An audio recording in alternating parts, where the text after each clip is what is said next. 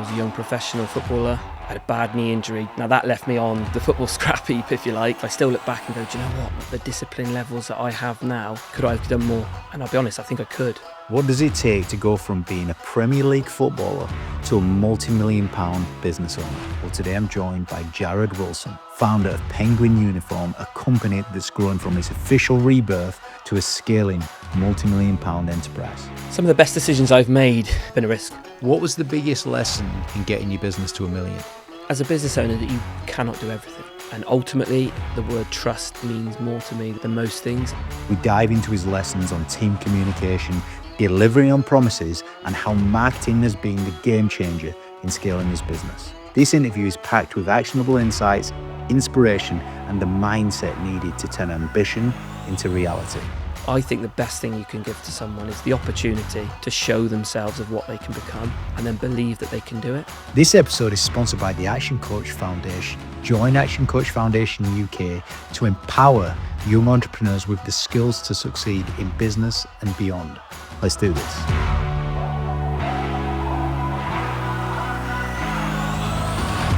ActionCOACH, the help you need to grow your business. So who is Jared Wilson? Good question. I'm an entrepreneur. I run a business based in Cheltenham in the Cotswolds. I've come from humble starts. I was a young professional footballer, something that I thought I was only ever destined to be. Some things didn't go my way, like most things in life. You have setbacks, and I've bounced back from that and sort of focused all my energy through a very short career working with someone to then where I stand today is on my own 2 feet with the start of a small empire, as I like to think of it. Yeah, and it's not easy, is it, emerging in football, by the way? Professional football. So you were professional from a young age, actually. I mean, to get signed professionally at Birmingham City at age 18 is a massive achievement as well. You know, you're competing against thousands of people to get into that point. So you're pretty good at football, were you? What was your position? Yeah. I mean, again, I've always been very grounded. Right. I don't think my family would ever let me get ahead of myself. But at a very young age, I started football like 8 years old, like most kids. And by the time I reached 9, I'd already been picked out of my local village team in Cheltenham. And I was into the West Bromwich Albion, what was then a centre of excellence. So at 9 years old, I was 4 times a week, Dad driving me up and down the motorway, games at the weekend, and it was pretty full on and intense from there.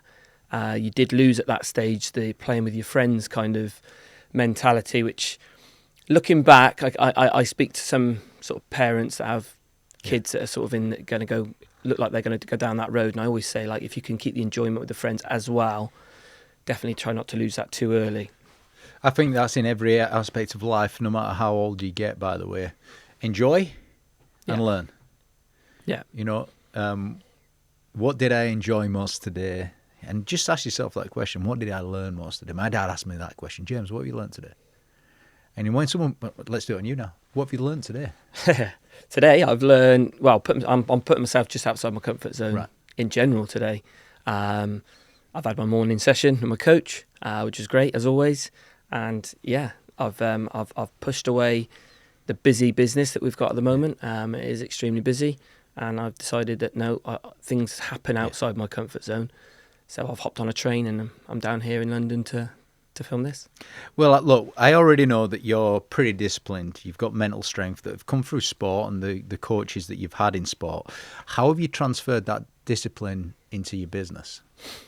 So I often say, in particular to my team, if it's a bit motivational for them or a bit of a reality check at times, is I always say that if I adopted the discipline that I have now within the business and myself personally, there's every chance that we may not have even existed, because I would have made that bridging gap between coming out of football or staying in football.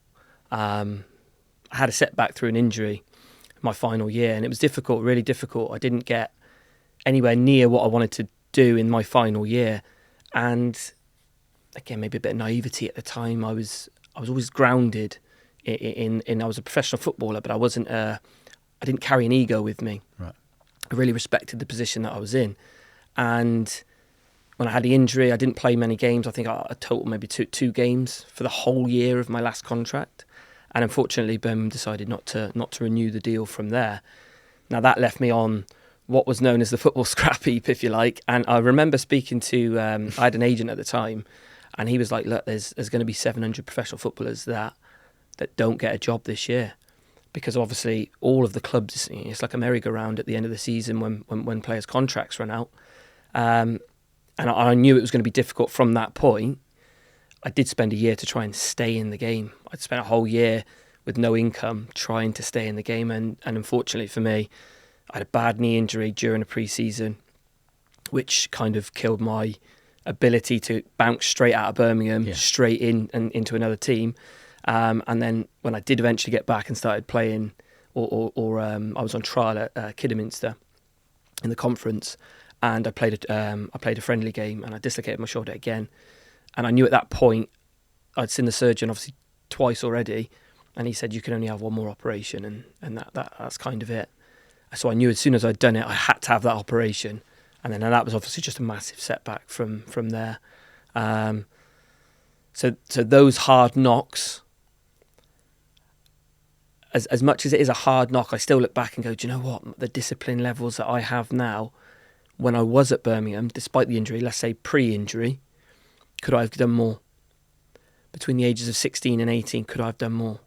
18 and 19, when I was fit and well, could I have done more? And I'll be honest, I think I could. Do you regret it?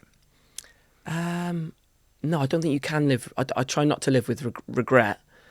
But at the time, it was kind of like that was the mentality of young footballers. Young footballers aspire to be the Premier League star that's on the TV every week. You're the youngster trying to break that mould. You almost try and emulate their behaviours. Yeah. Now, again, looking back the way, it's easy to look at a professional footballer who's, let's say, in his prime, late 20s, early 30s, earning very good money, that comes in at 10 o'clock, trains for an hour and goes home at 11:30.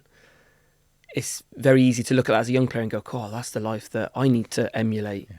Not realising that maybe 10 years prior to that, they were doing 2, 3, 4 sessions to make sure they remained at that highest level. And then the only other thing is timing. Again, you talk about in business, timing can be everything. You know, the right person, the right time, the right place. I was trying to break into a Premier League team. Birmingham they'd just come up from the Championship. They threw the budget at it because they could, because they were going into the Premier League. We had the disparity of salaries that they could then offer was huge. And I often look back on the downfall that I had, and I come out the game and I look back at the club, and I still follow Birmingham today. Are they your team? They're not my team. No, I follow Manchester team? United. Right. Yeah, that's mainly fathers, grandfathers, and so on and so on. But I always look out for Birmingham's results. Always have done. I spent a lot of my time there, and it was about 2 or 3 years after I'd come out the game. A few players that would have been in the academy setup at the time were now getting a run of 20, 30 games because the club just got tipped on its head. The budget had just disappeared. Obviously, the club went through a bit of a problematic time. And you often just think to yourself, hey, just to bridge that gap. Time, you talk about timing, talk about right place, right time. And, you know, it could have all been different. But hand on heart, I wouldn't change a thing from where I am today. So, do you think you're more disciplined now than you were then? Absolutely. Yeah. Without a shadow of a doubt. If you were to describe yourself as a business owner in 3 words, how would you describe yourself? Ambitious. Yeah. Risk-taking. Yeah. And analytical. Interesting. Why do you say ambitious? Probably, it's probably the start of the journey of self-development, I would imagine. So when I first obviously got into the business and we started, and we had a little bit of a stumbling block with COVID, like many companies did, and I didn't really have the focus on the end goal. I didn't actually think, where am I going? What am I actually going to achieve? So I didn't really have anything set in stone. Yeah. So then my first goal that I'd set myself a small goal. I'd said, oh, can I get the business to maybe £500,000, and then maybe install some. This was in 21, 22? This was in 2021, and I said, could I install a team and could it operate that way? And I just felt like that would have been it for the business we've got. Yeah. And it was at that point that milestone came very quickly. It came within that year. We hadn't even done a year, and we were already surpassing it. What do you attribute the success down to? I think I'm a big advocate for hard work. This is what I was saying earlier on about the discipline type thing. So is discipline different to hard work? Absolutely. Why? How? Yeah, because hard work you can do as a one-off. Somebody could put in a real hard working shift. Right. You could turn up and do it once. You'd say you worked hard. Discipline's turning up every day and doing it, and also doing it when you don't want to do it. That's probably the biggest thing for discipline, in my opinion. And do you do that in your business? Yes. What kind of stuff do you turn up and do that you don't want to do? Well, it varies. It massively varies. So again, without the vision, without a goal. Is your vision big or small or medium or? It has changed probably 2 or 3 times in the last 18 months. Is it getting bigger? Is it? Absolutely, yeah. Yeah, Right. yeah. It's gone. So from the vision now is creeping up. That's because is it because you've surpassed the sort of multi-million mark? You've gone through your first million. You've now, you're on course for a much bigger company now. Yes, yeah. So, and that only comes from the people. You have to have the right people. How did you learn that lesson?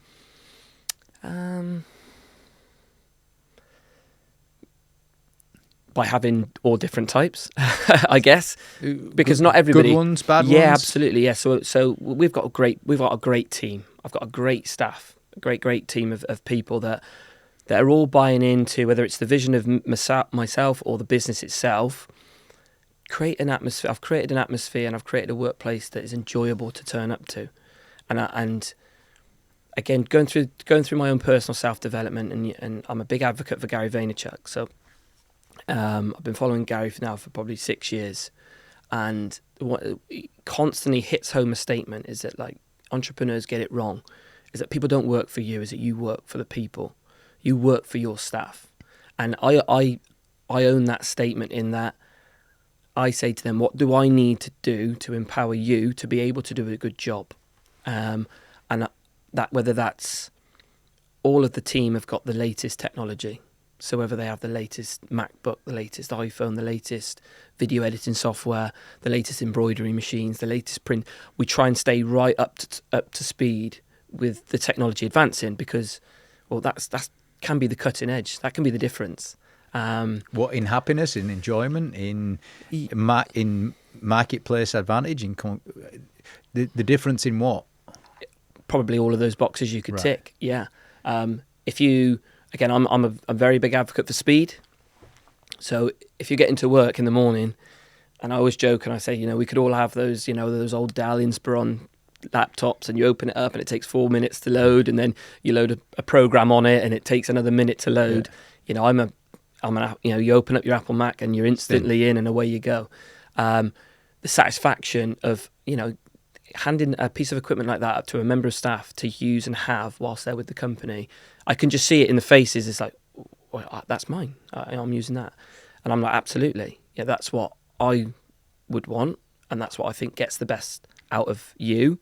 Look, the best entrepreneurs, they work for the people. Yes. Yeah. Yes. And then people don't work for the entrepreneurs. Yeah. And then obviously from a machine perspective, because we do have operators that are physically operating machines. If you've got old machinery that's, slowing down, they're banging their head against the side of it, you're not going to get the productivity that you want, and they're not going to get the satisfaction in the workload either. And so I've always reinvest in the people. Interesting. All right. So ambitious, enjoyment. Look. What I got from there is, first part of an entrepreneur is you're in it for the people, not the people are in it for you. Second thing I got from you there is vision. Absolutely, vision, and then shape the environment. Make this an enjoyable environment. Yeah. Why do you say risk-taking? Some of the best decisions I've made have been a risk. Like what?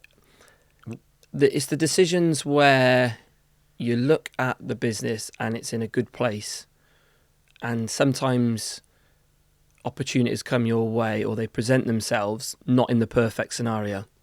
So, for example, to get to 15 staff, I've gone through constantly being understaffed and then overstaffed and then understaffed and then overstaffed.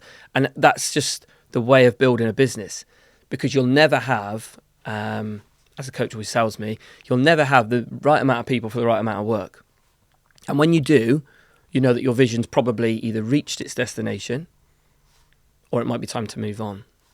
This episode is sponsored by the Action Coach Foundation. Join Action Coach Foundation UK to empower young entrepreneurs with the skills to succeed in business and beyond.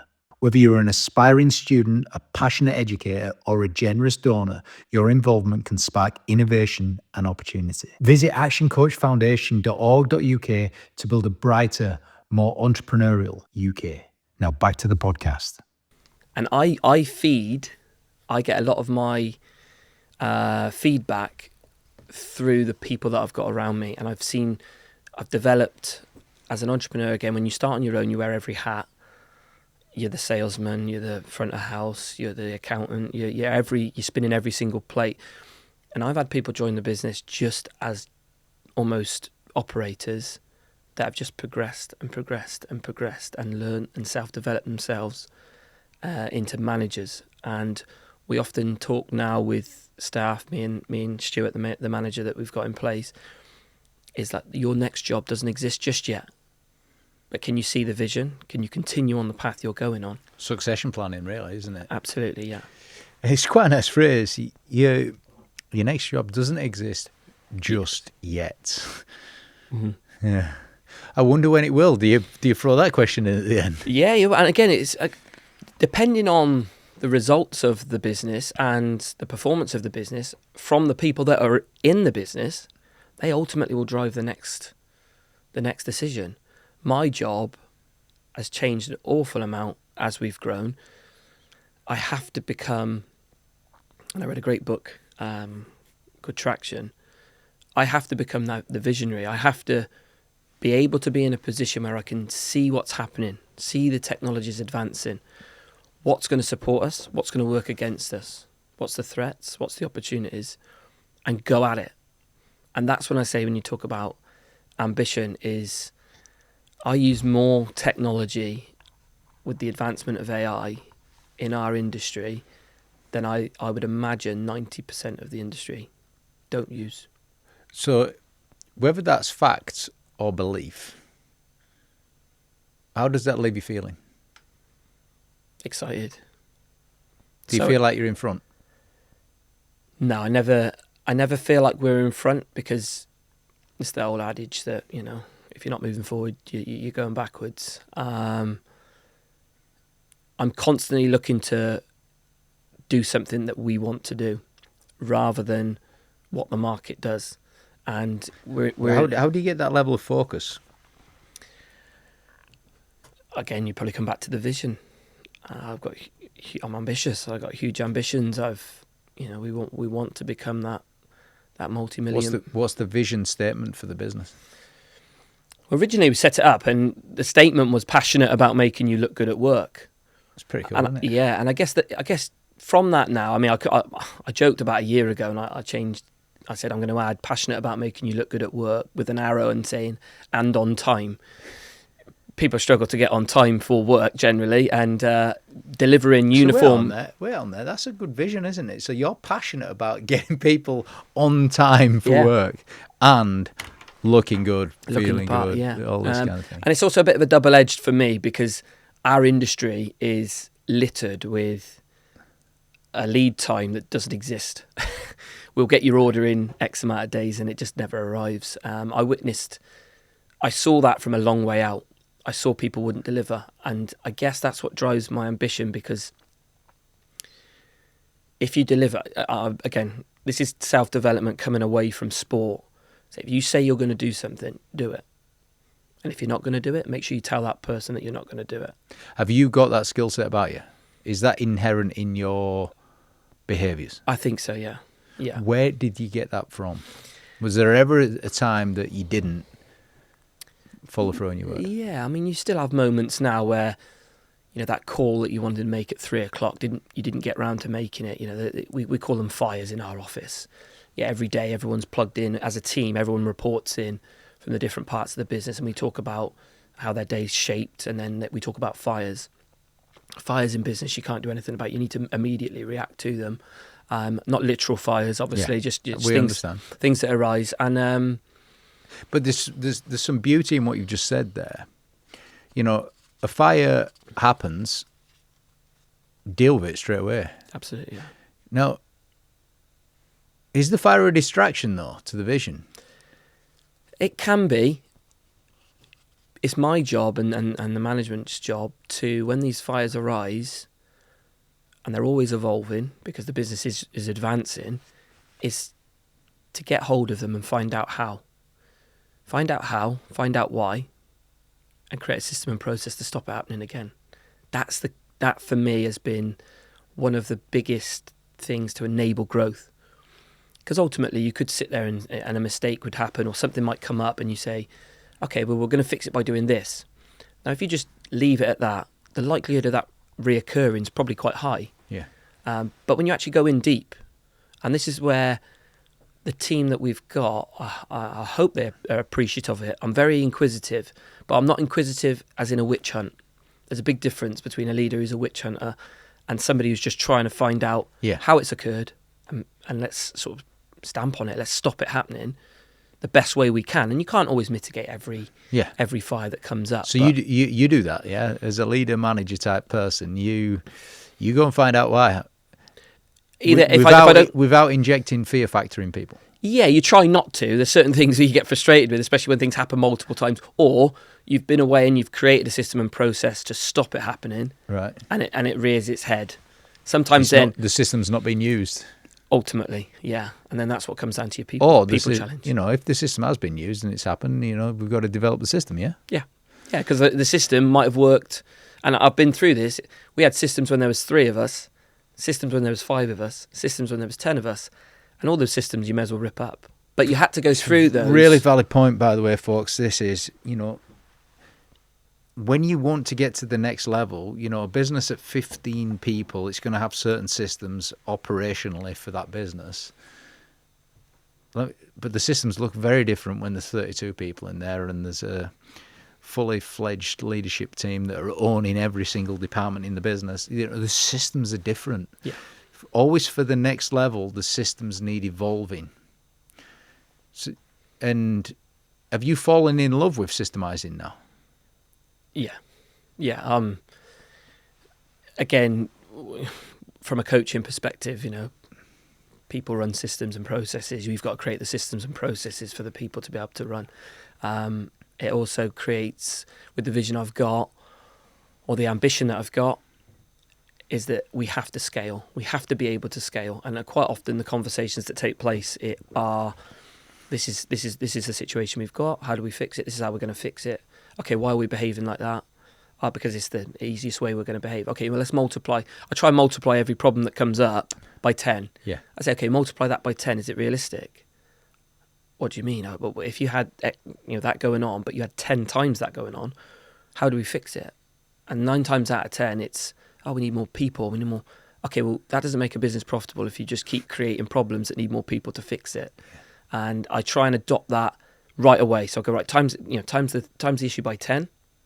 Where does that leave us? Oh, it's a different problem then. It's really nice though, isn't it? It's a really nice analogy. You know, more people is not always the answer. You know, it costs far less to put a system in place than it does to hire people. And, you know, I like what you said earlier on about constantly being either understaffed or overstaffed. It's just been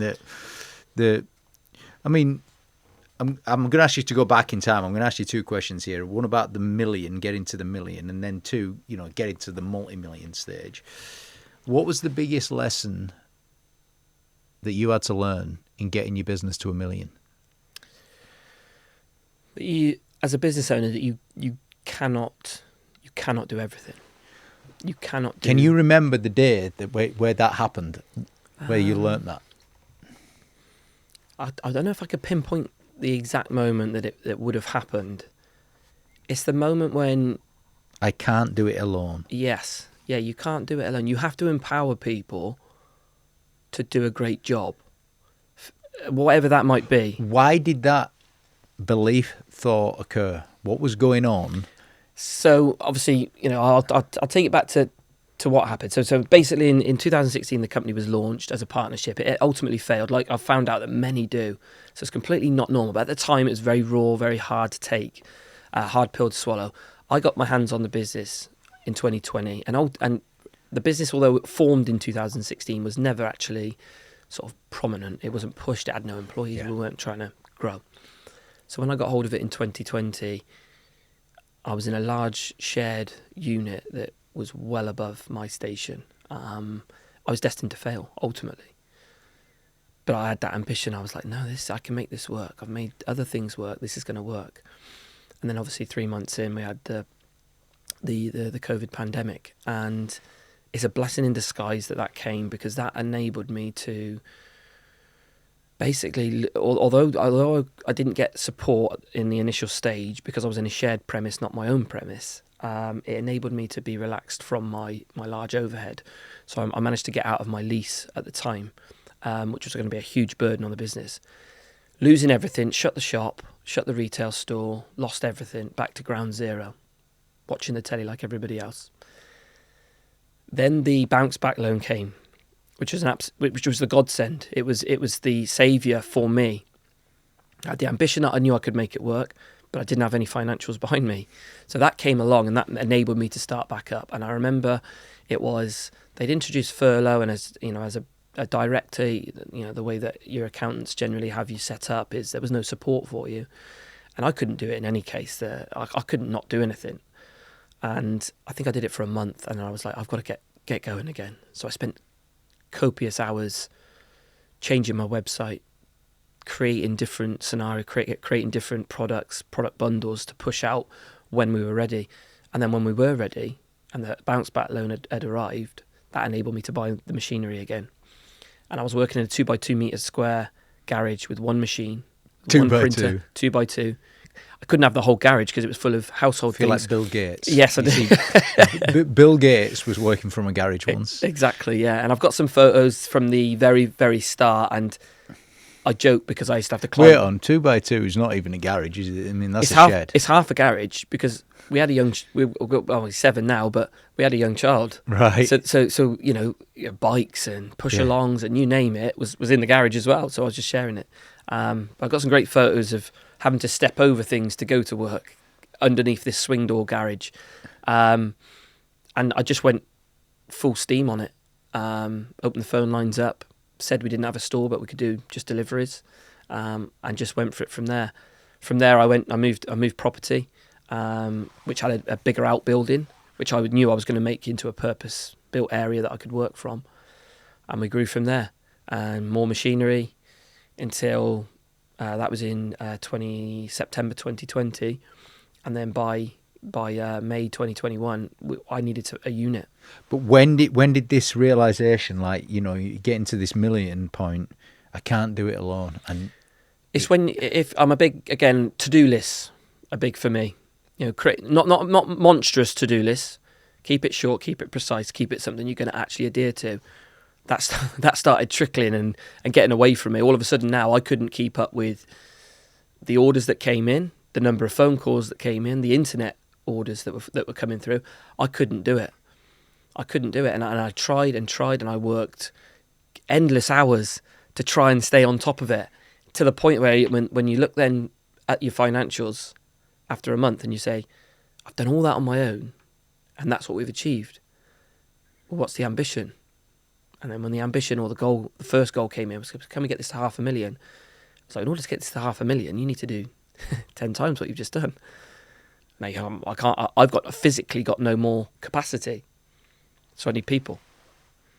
And it was at that point then when I started to bring in staff that I realised that you have to. That's when the penny dropped with the Gary Vaynerchuk statement.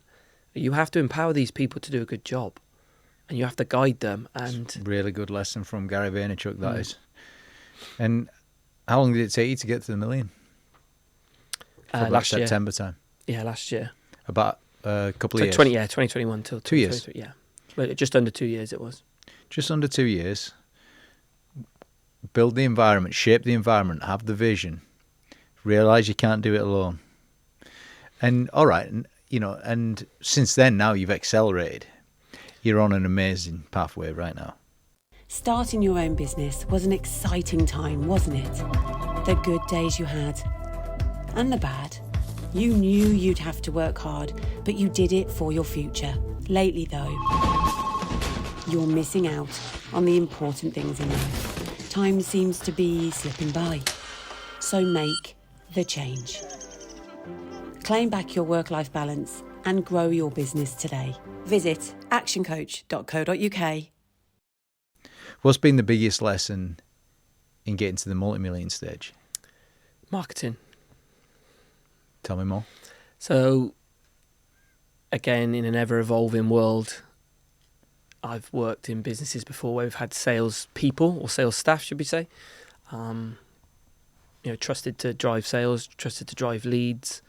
And again, the emergence of social media many years ago, you could see that things were changing. Yeah. And how did you become a player in that space? And ultimately, I made the decision to say, right, we need to market this business better. And initially, we just attacked it from a direct sale advertising. So we were looking to get in front of the right people at the right time with in the mindset of spending. And obviously, I'd watched the market and I'd watched some of the larger companies. One at the time, obviously, has recently been sold a few years ago, was Workwear Express. They were one of the largest, 30 million plus turnover. They were in my face constantly because I was operating in the same workspace, and I kind of took what they were doing and started to generate my own. I did work with a marketing agency, and we still do today, which I think is really important, because it's important that you, again, as an owner, you don't get too distracted or too funneled into one part of your business. Because if you do that, inevitably one of the plates is going to stop spinning. And rather than let it hit the ground, I was a firm believer that I could utilise, although they weren't employed, the marketing agency, I could have weekly meetings, I could have weekly check-ins, I could get feedback from them on what they were seeing and what I was seeing. And they became a bit of a soundboard. And we've just accelerated with them. We've just accelerated. So it was a small business. We only had a small marketing budget. And as that evolves, providing you're being analytical, providing you're watching your numbers, you know when you can scale. It gives you that opportunity. You can look at your, particularly on e-commerce, you can look at your numbers, and you can visibly see when your average order value is up, which makes your LTV going up, your number of visitors is going up, your conversion rate's adjusting. And based on those figures, you can make sound forecasting decisions on increasing your marketing budget. The difficulty I've had to get to where we are comes back to the understaffed, overstaffed, is we work in a production-heavy business. Yeah. So we don't outsource any of our work. We produce it all in-house. We have our own machinery. We have our own staff doing all of the work. And increasing the marketing spend to drive more sales means I have had to back it up consistently with new machinery, more staff, to be able to maintain what is our current lead time. Is it all digital marketing that you're doing? Are you doing any direct marketing? Are you doing anything else? Yeah, so we do. We obviously we've grown a nice 5-figure database, active database, which is great. We do a lot of social media advertising. We work with Google, obviously on ad spend there, and I've recently in March this year employed someone full time as a videographer stroke marketer in-house. So that's what impact did that have on the business? It took probably 2 to 3 months to realise. It kind of made the gap between our competitors and us a little bit more obvious. Right. I love people that will just grab a camera and a selfie and away they go. Again, Gary Vaynerchuk fan. He's always doing that. But the standard of video I noticed with employing somebody full time who's that's his role, he was able to get our content really active, really engaging. I'm guessing in a full-time role, it's not just the standard, it's frequency and consistency. Yeah. So one of the biggest, as we were growing, the problems we had were we were always maybe just a tiny bit slow to the market, right? Because things were growing so quickly. Getting new machinery is not easy. You can't just ring up and have a new 8-head embroidery machine delivered in a couple of days. These things need to be put on order. Again, becoming what I said at the start, analytical. I have to watch the numbers, make sound judgment on what's occurring. Yeah, but let's just summarize some of these points because this is so important for the listeners right now. I said, what was the biggest lesson in getting to multi-million stage? And you said marketing. And these are the points. Work with an outsourced marketing agency. Anything digital marketing, you've already got the numbers. You just got to actually look at them. It's all there. I mean, all the platforms, they've got the dashboards there. They've got the reporting of it all for you. So look at the numbers. Watch the numbers. It's obvious what decision to make. That's what you're saying in there. And first of all, that videographer yourself, that was a point of difference. That is, people can't keep up with you now. Yeah, we with the quality and frequency, or is it just quality? Because I said frequency. It's both. You've got somebody in house who's shooting every day. Now, whether they're shooting, maybe stories for Meta, or for Facebook or Instagram, just quick snapshots of what's going on in the business during the day, or they're planning 3 new adverts that are going out at the end of next week, and they're shooting with different members of staff, and they're being creative in the way that they do that. And to have that now in-house, and ultimately I mentioned using a marketing agency. I think everybody deep down would love a marketing agency internally, so that you could just go to the marketing team and say, I want to tweak this, or I've seen this, what are we seeing? But I think when you're starting off and you're growing, I think you have to, but too many business owners see it as a overhead. Yeah, cost. I mean, there are some advantages to having an outsourced. What are the advantages of having an outsourced agency rather than an in-house team? Yeah, so one's experience, ultimately. If you're working with a marketing agency, the likelihood is they've been around for a while. Again, you've got to pick your right partners, people that are in maybe your niche, for example. And I managed to do that. I managed to find someone who specifically worked in our market space, which made understanding who we're targeting, why we're targeting them, when we're targeting them, how we're targeting them, really easy, because they had a little bit of track record with it. So it was easy for me to go, okay, well, let's give this a go, and this is what we've got budget-wise, and this is what return. But ultimately, nobody likes looking at the numbers. Because? Because discipline. All right, because it's hard work. Discipline. Because of effort. Correct. Yeah, it's not a sales number sometimes, if you're looking at number of website visitors, for example, or has it gone out, and you see it go up by 0.1% and you think, and then a week later 0.1% again, and you just may a little bit of losing interest, maybe. But if you can fine tune, and when you see something and when you see a slight change, you can pounce on it, then I think that's your opportunity in business. Do you know what? You did say something about 10 minutes ago about this marketing agency as well. And you work with them. You communicate with them. Yeah. You're clearly developing a relationship there. Has that been instrumental in getting the results that you're getting from marketing? Over the last 4 months, yeah. Oh, right. So we're very specifically over the what last... about the months before? The months before, until... our marketer joined, the videographer joined, you'd always have your monthly catch-ups, and you'd always try and progress. What employing someone internally did was I have someone constantly looking at it in communication. I've seen this. What are we doing with this? Can I show me the email that's going out on Friday? I want it now. So the videographer, if you had to describe their character type, how would you describe them? Lewis he's loud. He's energetic. He's got a real life about him. And a real life, full of energy. He's ambitious as well, because he's challenging. Look, where are we going with this? What's happening here? Yeah. What's the numbers? This is going down. Absolutely. So he's come in as a videographer, knowing nothing about the workwear, embroidery, printing industry. Again, I talk about the development of people. Is you can see very early on the ones that will self-develop. You know, the ones that will jump on a call. Sometimes I've not even that. He come to me and tell me he's had a meeting with Meta, and this is what Meta are up to, and this is what Meta are doing.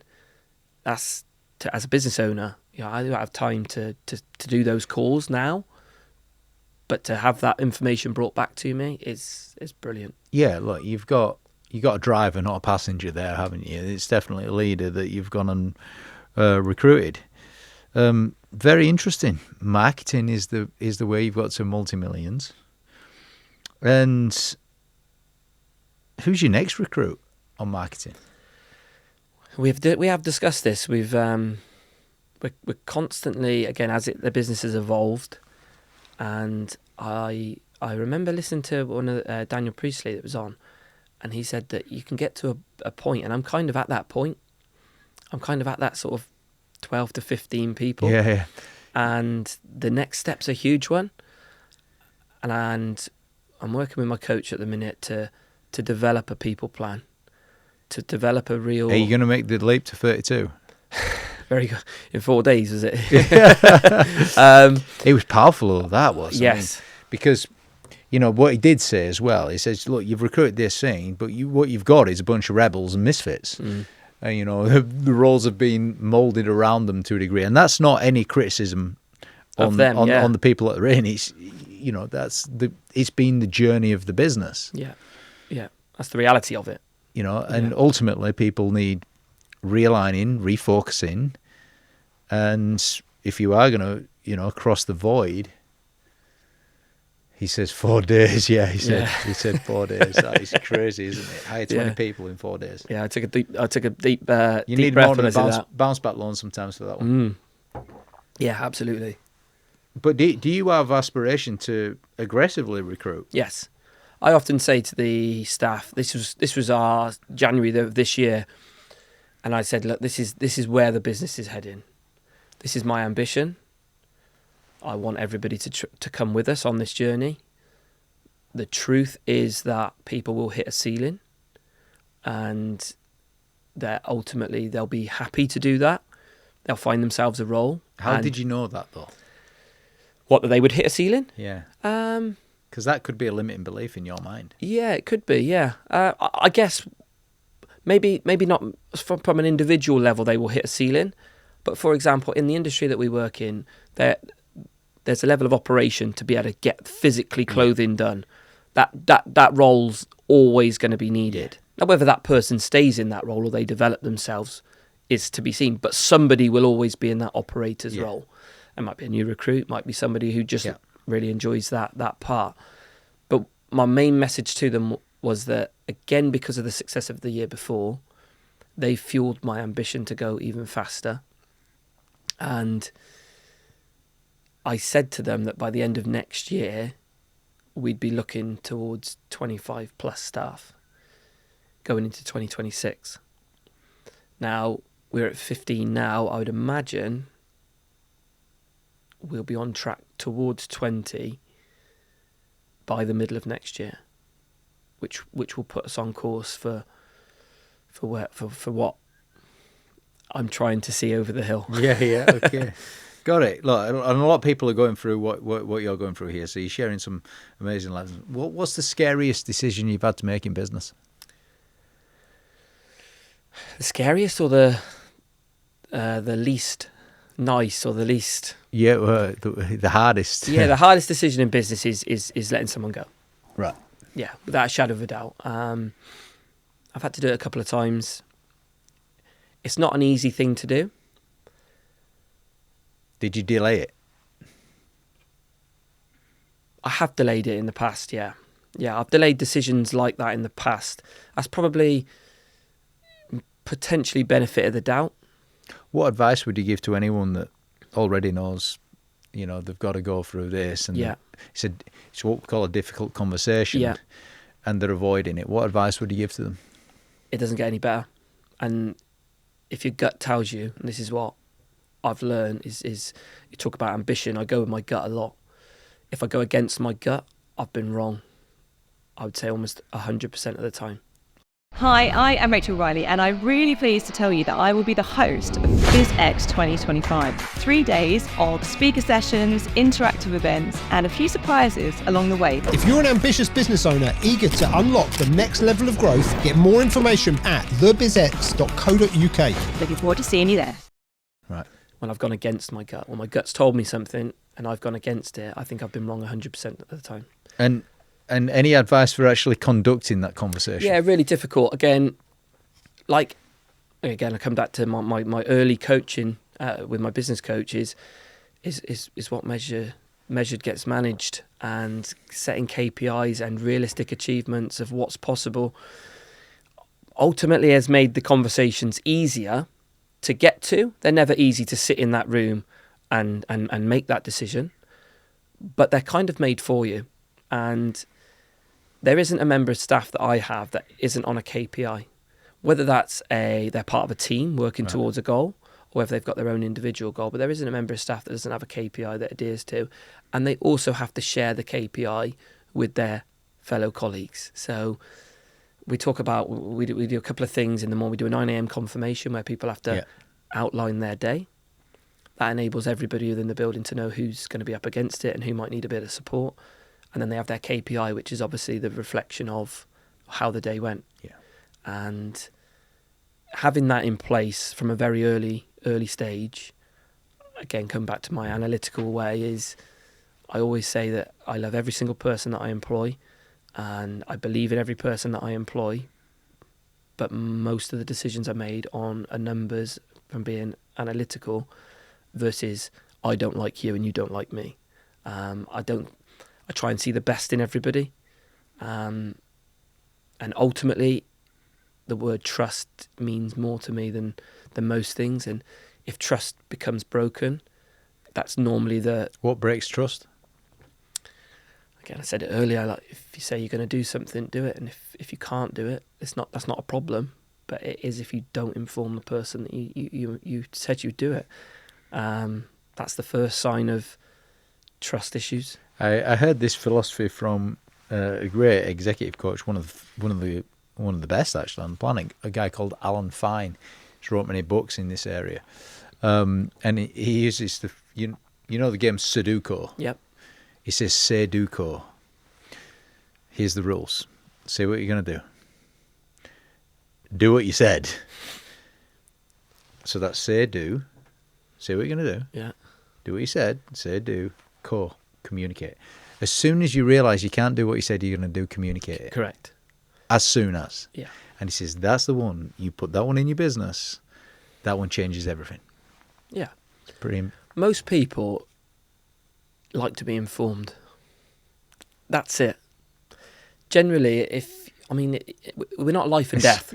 It's so nice and warm, and it gives me so much confidence that, well, at the end of the day, people just like to be informed. Yeah. That's it. Yeah, you want to know That's where you are. I've come here on the train today. I didn't want to guess when the train was going to pull up and leave as to whether I was going to be able to get on it or not. You just want to be informed. And I think we're not a life and death business. But if somebody maybe a prime example for me would be somebody's expecting maybe a new quotation, someone's expecting to hold a meeting, an order's due to arrive. If we're not going to get it done, again, you communicate right at the end. I'm really sorry, but this is the scenario we've got. It's not going to be, but it's going to be X. And then as long as you follow through with that, then you'll have no problems. And it sounds daft, but honesty, I don't know why it's missing a lot of the time. Right. Why we can't just, I said I was going to do that and I didn't do it. That's not the problem. The problem is that nobody was aware that you weren't going to do it.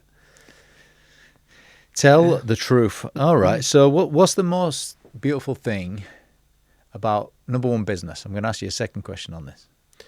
Most beautiful thing about business? Yeah. For me, I love the challenge. The challenge of? What comes at you. And it could be you could think you never think you've mastered it. Never, ever, ever get up and go, today's going to be a great day. Everything's going to go my way, because it won't. You've got to be prepared to have the challenges come your way and then obviously deal with them as they come. I'm hugely ambitious, but I love business. And my business enables me to speak to businesses from the wild and, you know, from a plumber that's just decided he's going to set up on his own all the way through to, you know, I work a lot in the horse racing industry currently, and to deal with people in that workspace, or whether it's hospitality, you know, the struggles of hospitality, or, you know, construction and the challenges that construction go through. I love to hear the challenges that other people face.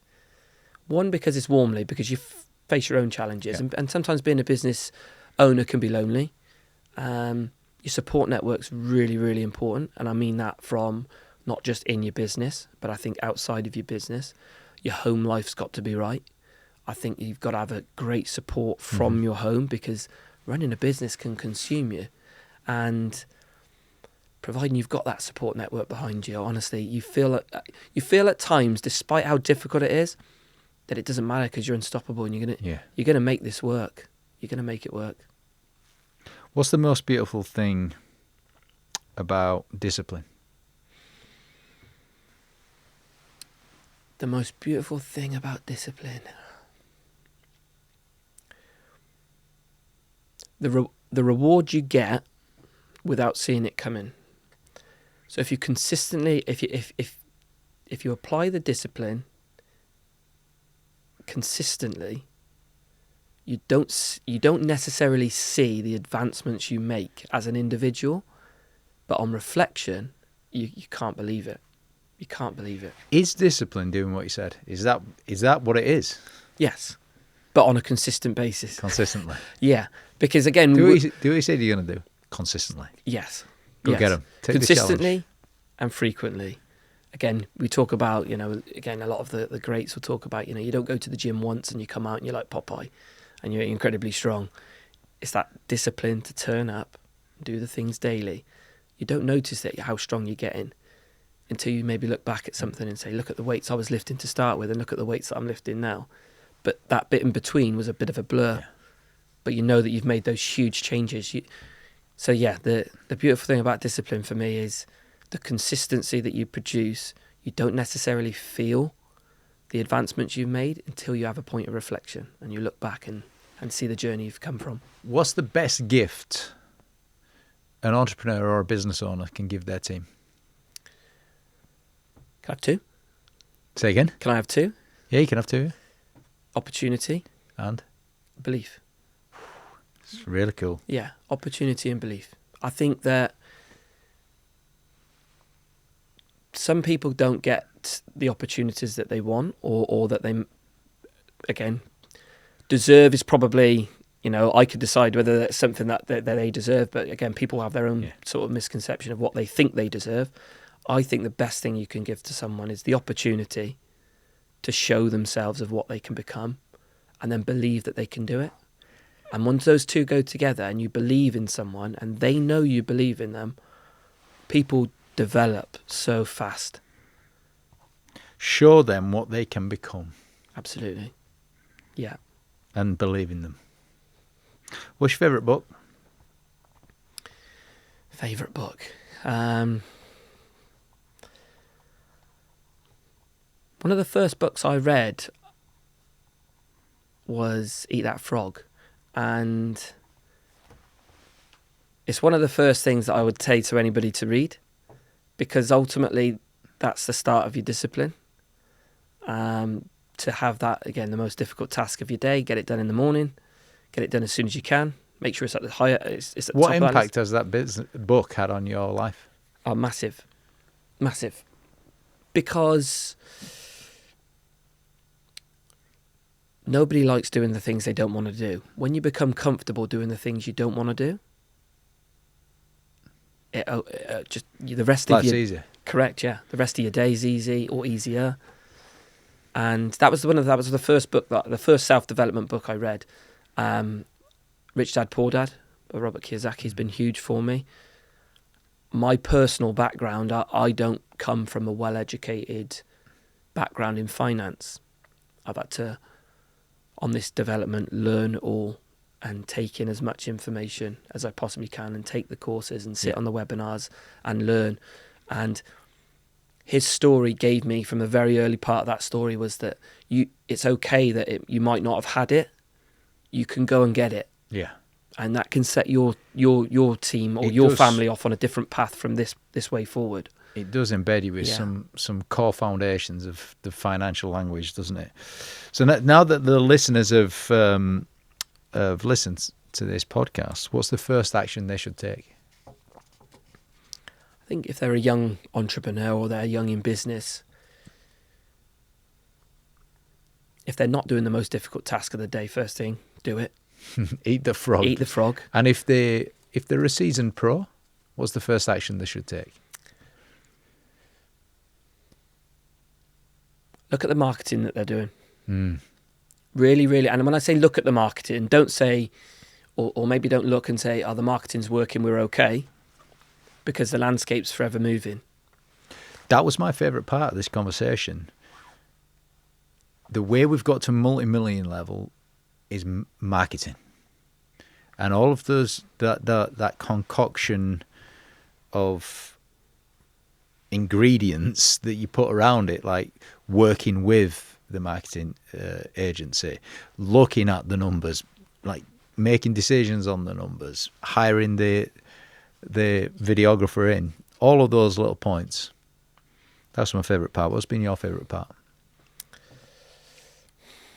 The opportunity to talk, share the story. I often pinch myself at times to see the business advance the way it is. And yeah, so to sit in a room and talk about it and give my opinion for what it's worth, or for my feedback in terms of the journey that we're on, and it is a journey. I think, yeah, it's just great to share my small story from a former professional footballer into business. Might be a small story, but you've shared some really, really big points. To start with on the vision, to take control of the vision. The vision's built up. It's got bigger and stronger. You've shaped the environment. You've realised it's not about you. You can't do it alone. You've hired the team. There's always been either too many team members or too little team members. You're looking at crossing the void. It's been a very, very good story to share. Thank you very much. Thank you. Jared Wilson. Thanks for having me.